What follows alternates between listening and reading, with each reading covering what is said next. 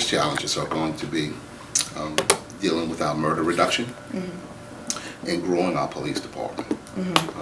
Those two are really crucial issues that I face when the mayor asked me to take the lead of the police department.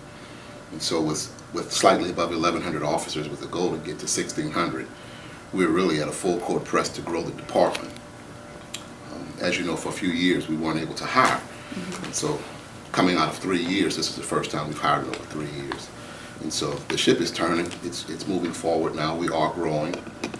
The bleeding is somewhat stopped, and it appears that fewer people are leaving at the rate they were leaving. There's still some are leaving because some are retiring, but we are having quite a few people asking to come back because morale is another issue. So while it is improving, it's my job to make sure that we create a work environment that's conducive for the officers, that makes NOPD a good place to work, so that morale can increase. So we're proposing a pay raise. The mayor has talked about that publicly. It's a proposal of 5%.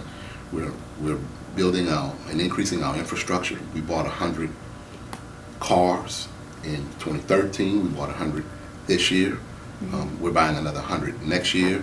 And with the $4 million that the city council is returning to us, that was approved, we're going to buy yet another 100. We're buying technology to make their jobs more efficient and more effective.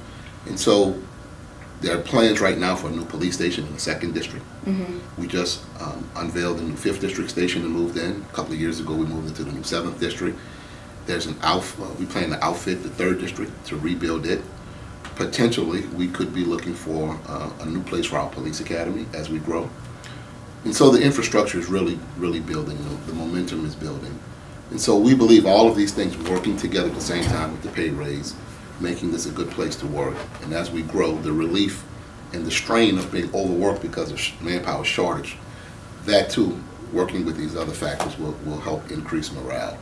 My job is to get out and to touch the officers, to hear their concerns, to understand the dynamics of their work. I understand that because I was just there not long ago. Right.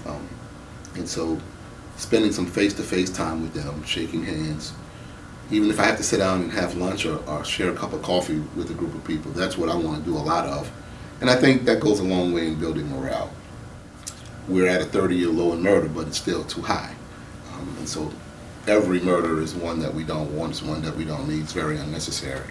So we're aggressively working with our NOLA for Life campaign and the NOLA for Life Murder Reduction Initiative, where our MAG unit, multi-agency gang unit, working with our street gang unit, identifying members of groups and gangs in the city that are committing acts of violence and going after those groups in totality for the crimes and acts that they commit, instead of going after the individual.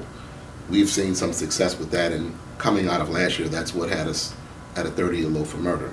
So we really want to keep that initiative going. And so as I look to grow the department, obviously staffing and visibility in the field is very important. Putting more police officers, brand new vehicles in the field to increase the span of police visibility, the span and frequency of police visibility, along with keeping pressure on the NOLA for Life with our MAG unit and our street gang unit is very important. And so that's a delicate balance that we have to work through going forward.